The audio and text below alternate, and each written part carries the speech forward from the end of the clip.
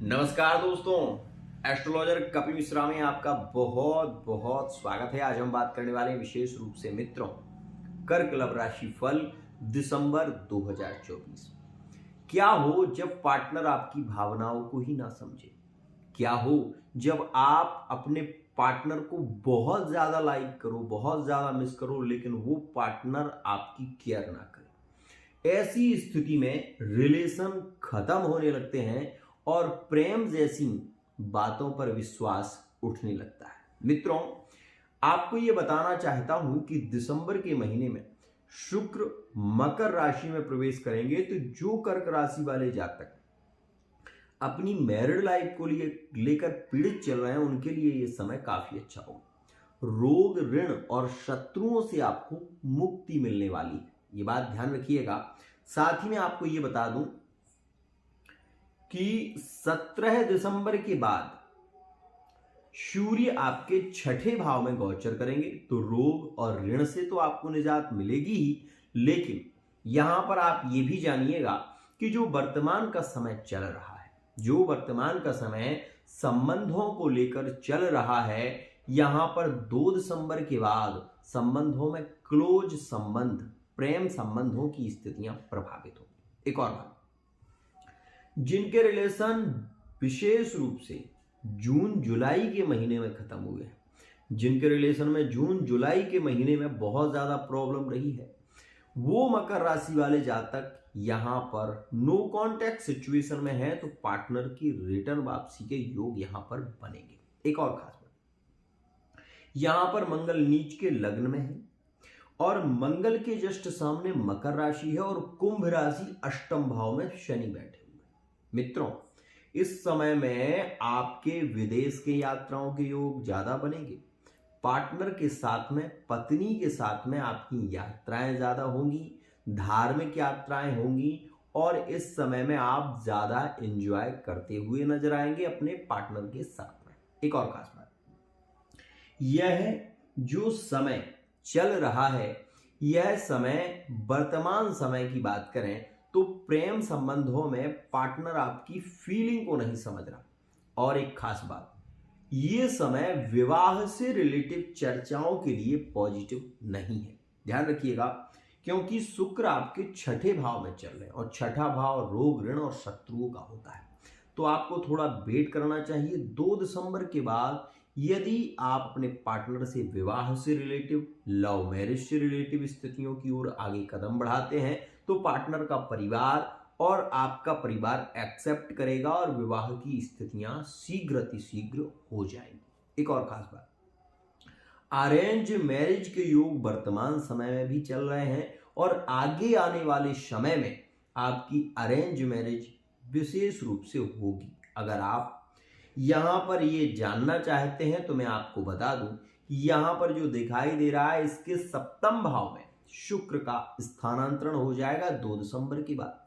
सप्तम भाव विवाह का होता है, सप्तम भाव दाम्पत्य का होता है, सप्तम भाव प्रेम का होता है। शुक्र आपकी राशि से एकादश भाव में बैठे हुए हैं, तो यह गुरु आपके लिए लाभकारी है, क्योंकि एकादश भाव में गुरु बैठे हैं। अब यहां पर सप्तम भाव में शुक्र स्वराशि के हो जाएंगे और जहां का शुक्र है, जिस राशि में शुक्र बैठा है, उसके अष्टम भाव में शनि है। रिश्ता अतिशीघ्र फाइनल होगा।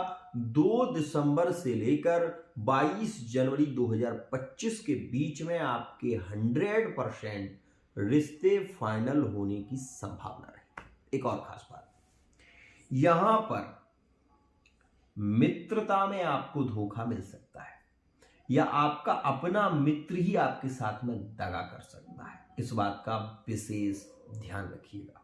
मित्रों, सूर्य जैसे ही पंचम से छठे भाव में गोचर करेंगे, तो ये समय कुछ आपके लिए लाभकारी भी है। इस समय में एक तो शत्रु पक्ष आपसे दूर हो जाएगा, जो आपकी चुगलियां कर रहे हैं, जो पीठ पीछे आपके कहीं ना कहीं बुराइयां कर रहे हैं, वो लोग आपके सामने आते हुए नजर आएंगे और आपको खुद पछतावा होगा कि इनको आपने मशवरा देकर, इनको आपने अपना सपोर्ट देकर बहुत बड़ी गलती कर दी। इस बात का भी ध्यान रखना, आपको ये भी बता दूं कि छठे में शनि राजयोग का निर्माण कर रहा है, तो धन की प्राप्ति। इंजीनियरिंग लाइन में यदि आप विशेष रूप से रिसर्च सेंटर में हैं, डॉक्टर हैं, तो ये समय आपके लिए बहुत अच्छा है, लकी है। अगर आप सोशल मीडिया से संबंधित कोई भी कार्य करते हैं तो आपको 100% सफलता मिलने वाली है, और ये सफलता आपको जल्दी से जल्दी प्राप्त होगी 22 जनवरी 2025 से पहले में। ध्यान रखना, यहां पर वो जातक जो अपनी मैरिड लाइफ को लेकर पीड़ित चल रहे हैं, देखो यहां पर मैं एक बात कहना चाहूंगा, ये जो गोचर की स्थिति है, अगर आपकी कुंडली में ग्रहों की स्थिति अच्छी नहीं है तो आप अपनी मैरिड लाइफ से परेशान चल रहे होंगे, थर्ड पार्टी रिलेशन से परेशान चल रहे होंगे, और व्यापार बिजनेस की स्थितियां भी डाउन दिखाई दे रही होंगी। लेकिन गोचर की जो स्थिति वर्तमान में चल रही है, ये थर्ड पार्टी रिलेशन जो है उसमें संबंधों को जोड़ देगी 17 दिसंबर के बाद, और 17 दिसंबर के बाद आपका रूठा हुआ प्यार जो आपसे दूर चला गया था वो रिटर्न वापसी करेगा।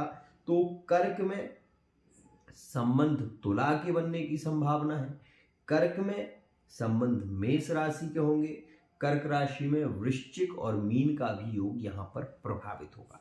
तो ये समय आपके लिए ज्यादा लकी, ज्यादा श्रेष्ठ रहेगा। पार्टनर खुद आपको कॉल करेगा और अपनी गलतियों को भी एक्सेप्ट करता हुआ नजर आएगा।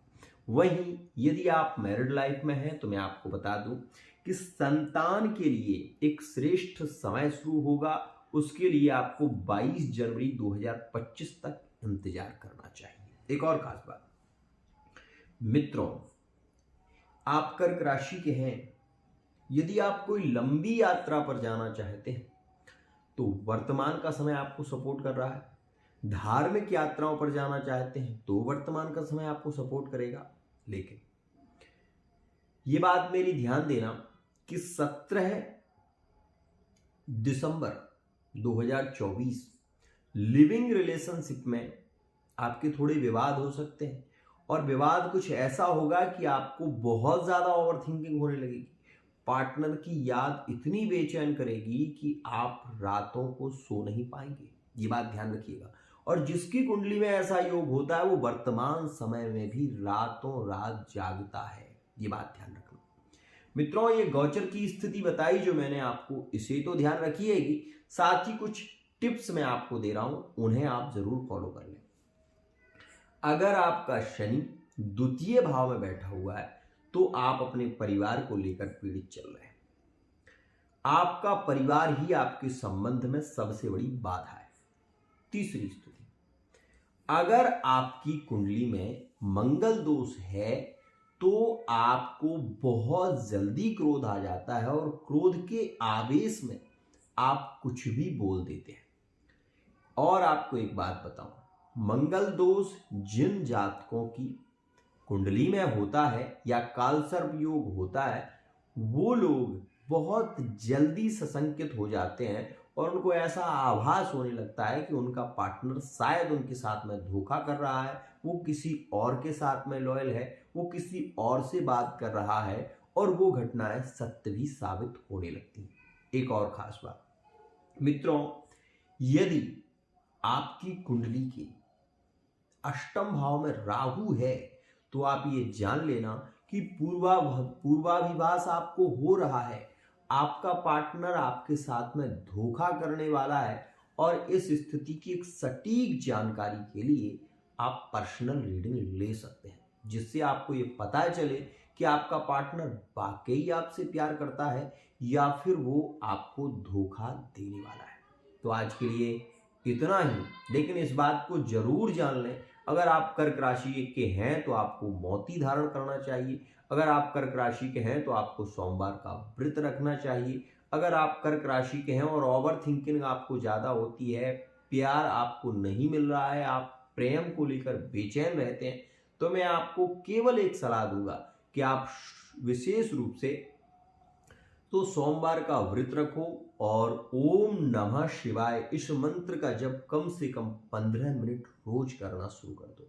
आपकी आधे से ज्यादा समस्याएं खत्म हो जाएंगी, आपके मन को शांति मिलेगी और आपको प्रेम का सुख मिलना शुरू हो जाएगा। अगर आपकी कुंडली में शुक्र की स्थिति अच्छी नहीं है तो आप चाहकर भी अपने संबंधों को मजबूत नहीं बना पाएंगे।